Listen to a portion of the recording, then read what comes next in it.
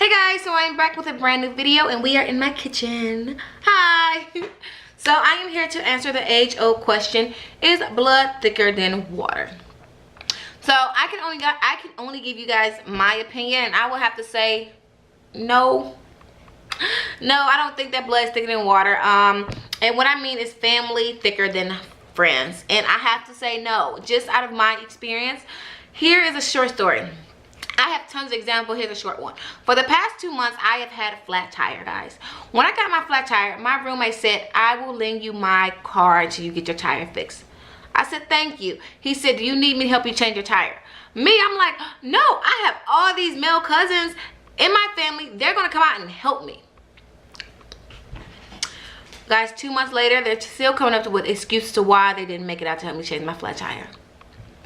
So, of course, you know, we're working and stuff like that. We get busy. My roommate's let me use his car, so I'm not really thinking about the issue. I'm constantly reminding myself and I'm reminding my family members, hey, you know, on Saturday or Sunday, come out and teach me how to change my flat tire.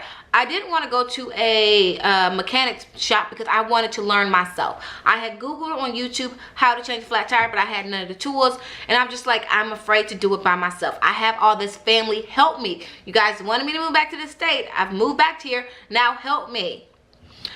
So what ended up happening was my family members, they came into my town and went out of my town. Came into my town and went out of my town. None of them stopped to help me change my freaking tire. So for 2 months, I rode around in my friend's car until my friend was like, okay, what's going on with your car?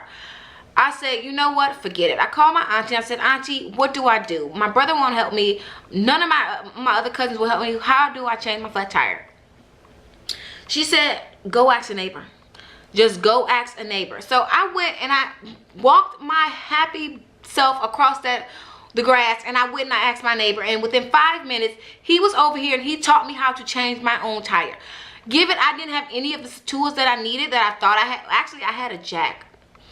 I didn't know exactly what a jack was, but it turned out I had one of those. I just didn't have the cross, you know, the thing that looks like a cross. I didn't have one of those. He broke it down how to change my tire, guys. So when we took the tire off, I found out that my rim was bent. And I was like, oh crap, where do I get a new rim from? So here I go again thinking, okay, my family's gonna come to the rescue. They're gonna show me where I can go get a new rim. I called my grandmother. My grandma said, baby, go to the junkyard. I'm like, I've never been to a junkyard. I've only seen them on movies. I'm scared of a junkyard. So I'm thinking, hey, I'm calling my family. Hey guys, can somebody take me to a junkyard? I'll pay you guys gas if you could just come out here and take me to a junkyard. They came up with a million excuses to why they couldn't. So once again, my girlfriend, I said, girl, I need to go to a junkyard. I've never been. She's like, oh really? I'll take you. Come on, we'll go tomorrow before work.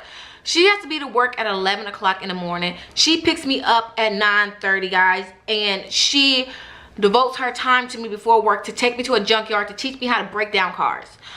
Once again, an example of a friend looking out for me and not family. And it's like, I do expect family to look out for example, when I was in Michigan, I moved out on my own, and you know, when you first move out, you are so freaking broke. You have no money. Especially me. I moved out when I was 19. I had nothing to my name, guys. So of course, you know, I ended up meeting this really, really cool guy named Nick. When I say since I was 19, I'm 24 now, Nick has been there for me. Guys, now I didn't need him to help me with any bills or anything, but if, for example, I remember a night where I lost my debit card and I was coming home from work and I did not eat and I was feeling like I was gonna faint. He ordered me a pizza. I called my family and they was like, I don't know what to tell you. Hey, I'm sorry, order a new one. He ordered me a pizza. I remember when I had lost my job one night and I was crying. I went to Nick's house and I'm like, I lost my job. What do I do? He said, here's 30 bucks. Child, chill out, you'll be okay. I called my family. Oh my gosh, what is wrong with you? How did you lose your job? You're gonna end up like such and such. So that's what I mean when I say blood is thicker than water. Now don't get me wrong, my family has been there to help me out in some situations. When I first moved down here, they gave me a place to stay. They wanted me to pay rent, but they didn't want to give me a key.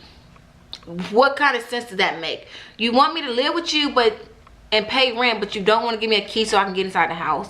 And then every time I turn around, they were complaining about, well, such and such doesn't like you here, such and such wants you to leave, you know. Or it's just like, I love my family, but in my own life experience, blood is not thicker than water, and my friends have looked out for me more than I can count, and I've tried to return a favor twice over, because in my mindset, my friends are my family. So guys, I hope you guys enjoyed that video, and let me know what you think. Let me know what you think. Do you think that blood is thicker than water?